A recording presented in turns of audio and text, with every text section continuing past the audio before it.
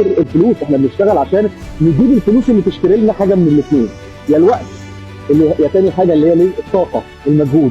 علشان كده نصيحتي للناس اللي ماشيه تشع طاقه، اللي ماشي يرمي طاقته على الارض، اللي ماشي طول الوقت عمال يضيع طاقته ويحرق مع ده ويقعد مع حد يسحب كل الطاقه اللي عنده، يقوم يشتغل مش عارف، يقوم يقعد مع ولاده مش عارف، يقوم يعمل اي حاجه مفيده مش عارف. ابعد نفسك عن اي حد بيسحب من طاقتك او من وقتك. تمام؟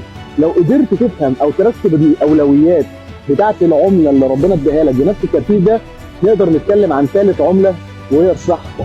عندك طاقه حلوه قوي، تمام، ومدلع نفسك وطول الوقت انت جميل ورايق وفريش يا باشا وليك مزاج ومود، وعندك وقت كافي تعرف تقعد تخرج تسافر تتنطط تعمل كل اللي انت عايزه، تمام، بس صحتك خربانه. ادي ان عرفت ان انت تتبسط، لان اكتر حاجه في الدنيا هتساعدك انك تستمتع